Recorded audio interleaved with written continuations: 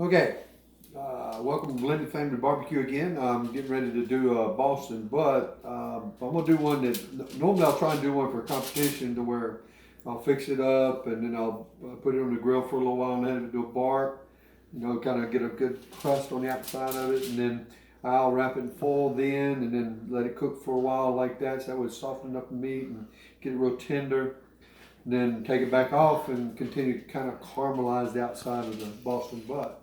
What I'm gonna do this time is I'm gonna get one prepared to where I'm still gonna put it on the grill, but any family out there that wants to do it, you can just kind of do it for your family, and it'll be easy, quick. Put it on the grill, let it go, and don't worry about it. What I've got here is about a 11-pound Boston butt. You can trim it if you'd like. I usually don't, unless there's something on it that looks bad. You can look at it. Most times you can tell if it looks, kind of real dry and brown. You want to trim that off. But I got a good one here, so I didn't have to do any kind of trimming. I've already washed it. I always wash the meat and then I patted it dry. Next thing I'm gonna do is I'm gonna put a binder on it before I put my seasoning on it. Well, actually, the first thing I'm gonna do is inject it. I'm about to forget something. All right, my injection that I use is some vinegar, a whole stick of butter, a little bit of seasoning, some of my own dry rub that I put into it, and a little extra pepper because I got like a little extra kick. And I bought me a really good injector. And what you want to do is take that rascal. You want to find spots where that bone is, and other than the bone, you want to start shooting that in there. And as you can tell, it'll start swelling.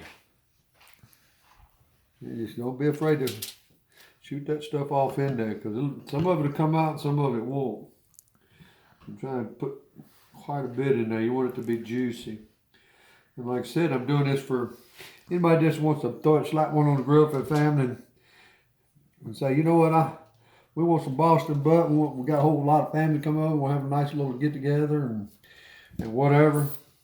And you can get it ready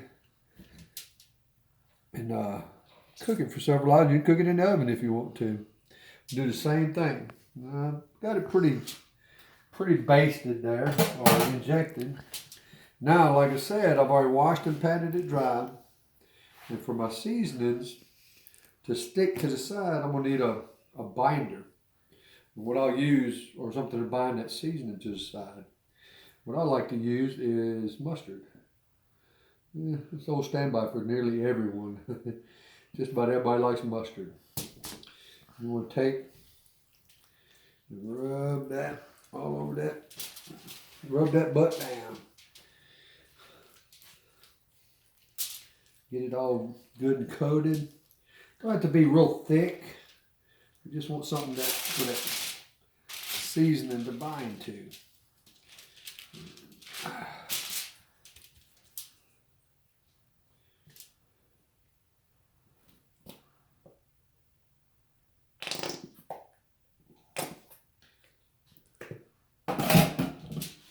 Like I said. Now, if you want it thicker, you can, but it's really unnecessary.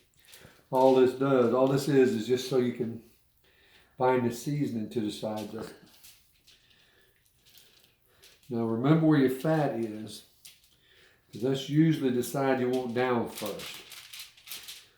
Right now, my fat side is down already. Usually, it's easier just to, once you start out with the fat side up, start rubbing everything down.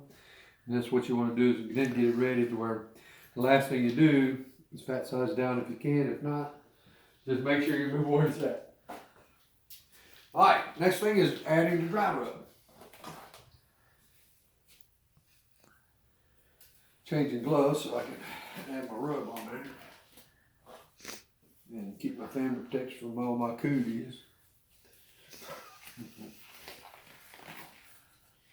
And with a schnoz like this, I want to make sure I wasn't picking my nose before I started fooling with this food. All right. Now again, this is some of my own dry rub. You can buy a store-bought rub if you want.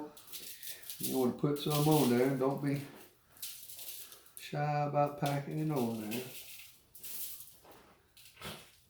You want to put a little on there and kind of spread it out a little bit.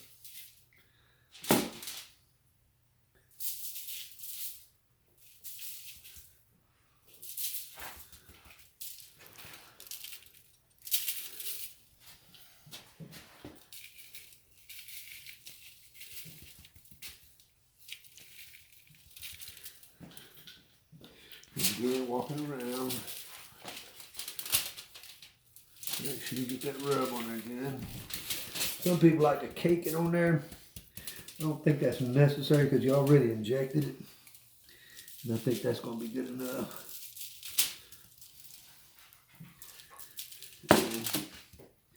Like I said, you want to make sure you remember where your fat side is.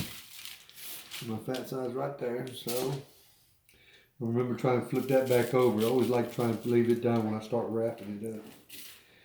Like I said, this is going to be one that anybody could do. It's a pretty simple way of doing it. Don't take a whole lot of effort. Anybody can do it. Put it in your oven. You can put it on your grill. Just make sure when you're cooking, and if you're wrapping it in foil, well, you can use butcher paper. It's a low and slow. Try and keep the temperature down real low. 250 or 225, 250, thereabouts.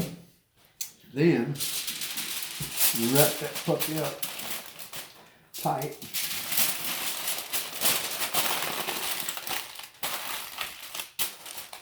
As tight as you can get it.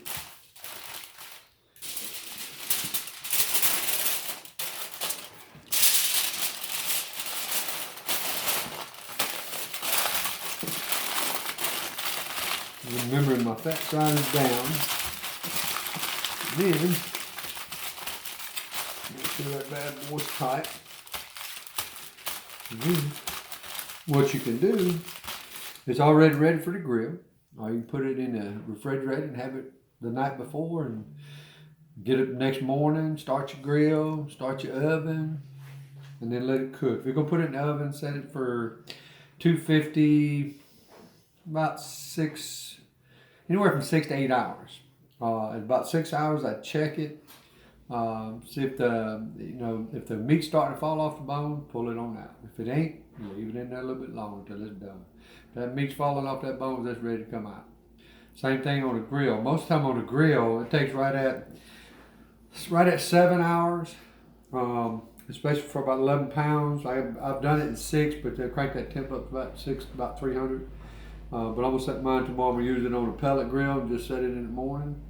I'm going to set it for about 225, leave it on there for about 8 hours. And then I'm going to come back, pull it out of the foil, and I'll show you what it looks like then. We'll see you tomorrow.